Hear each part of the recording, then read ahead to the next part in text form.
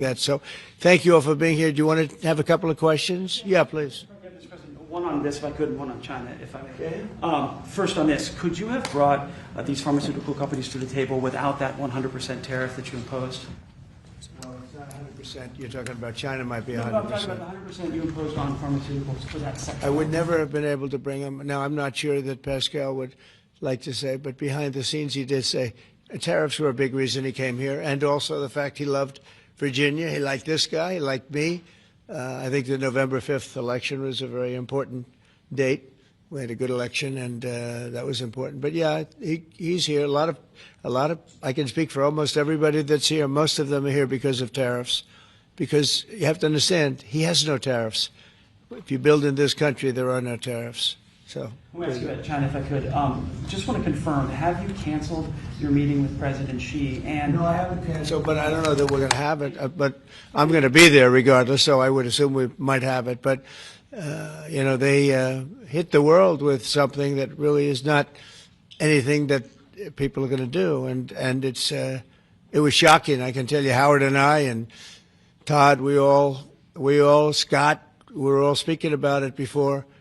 And we said, where did that come from? It was just, that was out of the blue, right? Out of the blue, they came up with this whole import-export concept, and nobody knew anything about it. So. If they roll back their export controls, the new announcement, would you roll back? Look, we're going to have to see what happens. That's why I made it November 1st. We'll see what happens, yeah. Mr. President, Go ahead, please. What else besides software could be on the table in terms of export controls? A lot more. I mean, you have software, but you have a lot more. We have airplanes. We have airplane parts. You remember that from last time. And we were just surprised at China. I have a very good relationship with President Xi, and they did that. This is not something that I, instigated. This was just a response to something that they did. And they didn't really aim it at us. They aimed it at the whole world. The whole world is subject to it. So I thought it was very, very bad. But we have many things, including a big thing is airplanes. They have a lot of Boeing planes, and they need parts and lots of things like that. Steve? Israeli Prime Minister Benjamin Netanyahu to accept the Gaza deal, and what would be your message to the Knesset when you speak to them? Well, he wanted it. It's been a long time. He's been fighting a long time. He's been fighting hard. He wanted it. It's a great deal for Israel, but it's a great deal for everybody, for Arabs, for Muslims, for everybody, for the world. And as you know, on Monday the hostages come back. They're getting them now. I mean, they're getting them now. They're in some pretty rough places under earth. They're in some pretty rough places where only a few people know where they are in some cases. So they're getting them, and they're also getting the bodies, approximately 28 bodies. And some of those bodies are being unearthed right now as we speak. I mean, they're working on it right now as we speak. It's a tragedy. It's a tragedy. No, he was very happy with it. And I can tell you that I saw Israel dancing in the streets, but they were dancing in Qatar and Saudi Arabia and UAE and many, many countries. I saw Egypt. They were dancing. I'll be going to Israel. I'll be speaking at the Knesset, I think, early on. And then I'm also going to Egypt. They were terrific.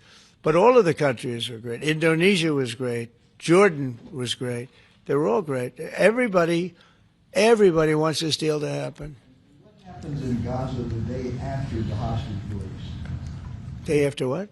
The day after the hostage release, what happens there then? Well, hopefully you're going to have great success I call it everlasting success. I think you will, too. I think you're going to have tremendous success, and Gaza is going to be rebuilt. And you have some very wealthy countries, as you know, over there. And it would take a small fraction of their wealth to do that.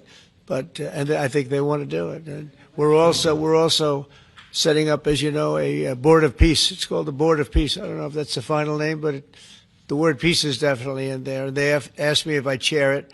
We'll make sure things go well. And how confident are you that the ceasefire will hold? I think it'll hold, yeah. I think it'll hold. They're all tired of the fighting. Don't forget, you had October 7th, which was a horrible day, 1,200 people killed. But Hamas has lost 58,000 people. That's big retribution.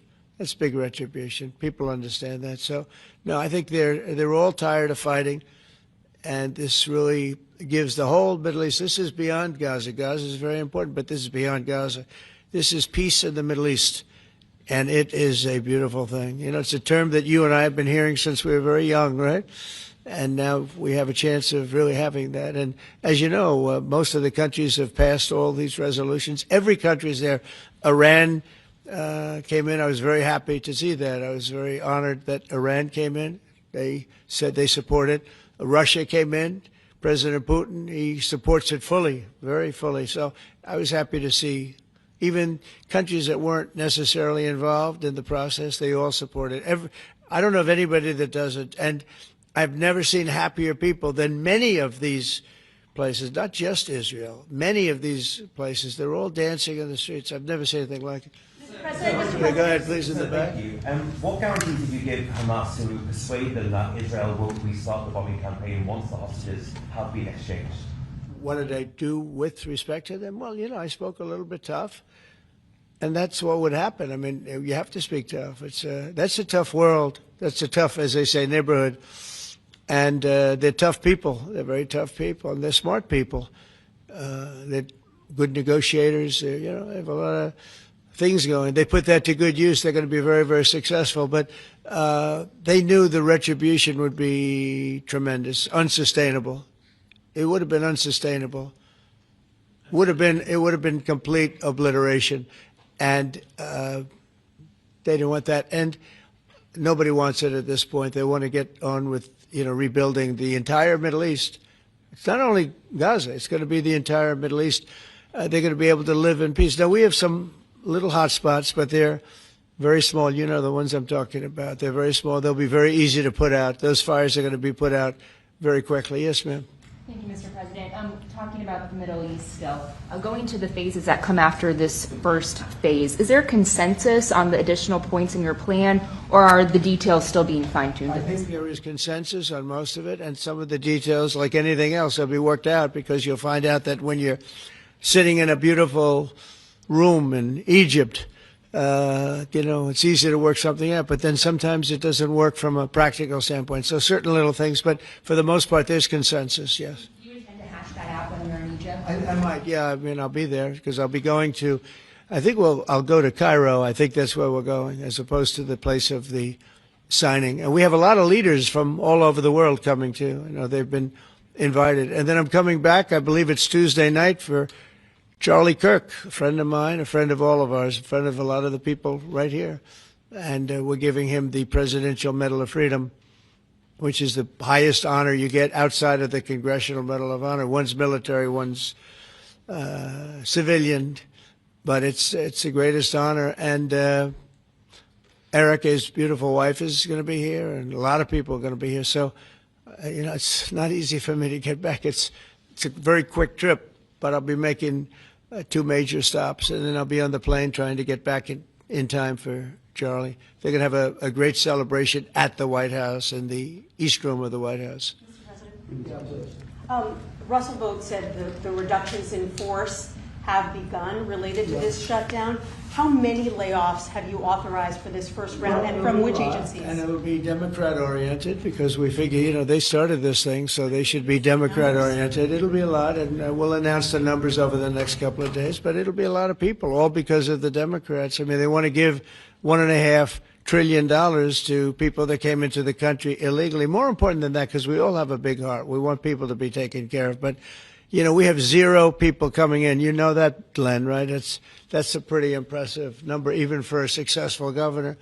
But we've had, for the last 4 months, 0 people coming in illegally. They're coming in, but they're coming in legally. They're coming in through a process that's really a really good process right now, because we want people to come in, but they have to come in legally. So what we're doing is, as these different groups come due, we're going to make a determination. Do we want them or not? And I must tell you, a lot of them happen to be Democrat-oriented. These are people that the Democrats wanted, that in many cases were not appropriate. We fought them at the time, and it was ultimately signed in. And some of these people, these are largely people that the Democrats want Many of them will be fired. Yes, please, behind. The Nobel Peace Prize was announced this morning. Your thoughts? Which one? The Nobel Peace Prize. Your thoughts?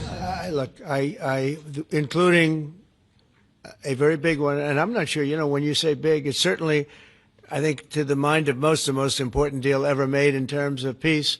But the one we just signed, it's been signed, sealed, and it's going to start taking place now. It's already started. Monday's going to be a very big day when the hostages come back. But I made 8 deals, transactions of wars. One was 31 years going on. 10 million people were killed. One was 34 years. One was 36, 37. One was 10. One was just starting. 2 were just starting, actually, but they were well on their way. In the case of India and Pakistan, 7 planes were shot down. It was a bad one. And I did it largely through trade. I mean, that one, numerous of them. I talked tariffs. I said, look, if you're going to do that, we're going to put very big tariffs on your country. And they were both great. They stopped fighting, and there were 2 nuclear powers. So, they're all big. They're every one of them big. You take a look at the Congo. You take a look at the Congo and Rwanda. 10 million people killed over a long period of time. Got that one solved. We did a total of 8 as of this 2 days ago. I would have said 7, which I did say, but the other one was signed up, sealed. As you know, Israel signed it just now. They signed it and they approved it today, their parliament. And it's a great honor to be involved with so many. So the person who actually got the Nobel Prize called me and said, I'm accepting this in honor of you because you really deserved it. A very nice thing to do.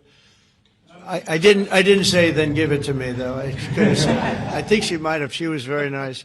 And I've been helping her along the way. They need a lot of help in Venezuela. It's a basic disaster. So, and you could also say it was given out for 24, and I was running for office in 24. All of the transactions that we did in terms of closing. But there are those that say we did so much that they should have done it. But I'm happy because I saved millions of lives. Many millions of lives. And speaking of somebody that saves lives, don't ever play golf with him because Keegan Bradley just walked in, one of the greatest golfers in the world, the captain of the Ryder Cup. And, man, I'll tell you, you did a good job. You almost came back. I turned on. I said, I sort of turned off. It wasn't looking good. And then a little while later, I turned on. I said, you guys might make that would have been the miracle. What a great job. He's respected by those golfers like nobody. And I just want to compliment you, Keegan. That was a incredible job. Right here, we have a lot of unfriendly fake news media, and he's not used to that. He's used to getting only good publicity, I think, Howard. These are all golfers, but you're some golfer, I'll tell you that, and some leader. Thank you very much. Great job. Thank you, Keegan. Mr. President, on China. Yeah, please. On immigration, ICE are making arrests, target arrests at courthouses in New York City and around the country. Criminals, arresting criminals, that's right. Yeah, go ahead. I'm happy about it. I want them to arrest criminals. And if you take a look at D.C., a year ago, D.C. was our great capital was a very unsafe place. You know that. Some of you were mugged and talk openly about it. Some of the media was mugged. But right now, D.C. is one of the safest places in the whole country. The restaurants are booming. They're opening up new restaurants. The restaurants are all closing. Now you can't get into a restaurant. They're opening up new restaurants. It took 12 days for us. We sent in not politically correct military. We sent them in based on merit. We won the case in the Supreme Court. Everything now is based on merit. Our country was founded on things based on merit. Like Keegan Bradley is not going to be playing golf if he wasn't a great player. If he shoots lower scores, there's no more merit system than that one, Keegan, right? If you miss a putt, they don't say, oh, that's okay, let's take it again, do they? No, it's based on merit. Everything's based on merit. And we're back to the merit system. And when they saw that military is all about merit. They're big, strong people that they're patriots too. And you take a look at D.C., and now we're in Memphis, and Memphis was really crime-ridden. It was terrible. A lot of people being killed. And they say in 12 days they can't even believe how much better it is. And It'll take probably a month over there, and we're heading to Chicago because we want to save Chicago.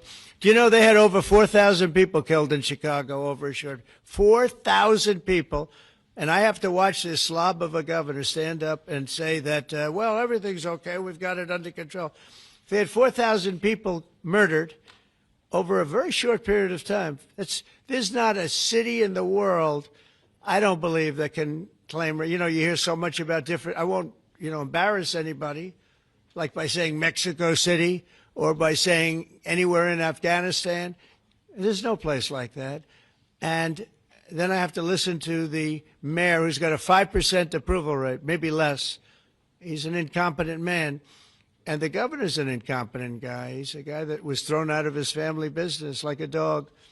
And I know his family very well. And now he's a governor. And when I watch him trying to say that it's okay, we have crime under control, I lost 4,000 people over a very short period of time. I believe it's like 6,000, 7,000 people were shot but didn't die. But 4,000 people died. And then he gets up and talks about how it's not a problem. Or Portland, Oregon. I mean, every time I look at that place, the place is burning down. There's fires all over the place. When a store owner, there are very few of them left, but when a store owner rebuilds a store, they build it out of plywood, and they don't put up storefronts anymore. They just put wood up because they know it's going to be ripped down. And then I hear how wonderful it is. It's not wonderful. It's a disaster. That's almost an insurrection, that place. So we put our people in there, and they do the job, and they've really done the job. And the beautiful thing is we've done it. 12 days we had this place safe, and now it's, I would say within a month, it was beautiful. And it continues to be. That was 3 months ago. I'll tell you, D.C. now is one of the hottest places, just like this country. We were a dead country, and you've heard me say it 100 times. We were a dead country. King of Saudi Arabia said it. Others say. The Emir of Qatar said it. Many. UAE said it. The leader, great leader, UAE, all great leaders. They said effectively the same thing. 1 year ago, we had a dead country. Now we have the hottest country anywhere in the world. I just want to thank everybody, and I want to, in particular, thank AstraZeneca. What a great company you have. What a company you've built. You've been there a long time and done some job. It's an honor to have you. I assume you're going to build, so it's $4.5 billion for a plant. That's a pretty big plant, isn't it? I was going to say, could he make it a little bit more? Well, we have a couple of them where they're going to spend $65 billion on one plant, you know, AI. All I know is it's, you know, AI is based on information. I hope they're right about information. I don't know. You got to make a lot of money there's got to be a lot of information out there, but that seems to be pretty hot. But we have a lot. We're leading the world on information on AI, as you know, by a lot. It's not even close. So we're doing a job. And I want to thank everybody, but in particular, Pascal, thank you very much. It's a great honor. Thank you. Thank you very much. Thank you, everybody. Have a good time. Thank you, Press. Thank you, Press. Let's go. Thank you. Thanks, guys. Thank you. Thank you, Press.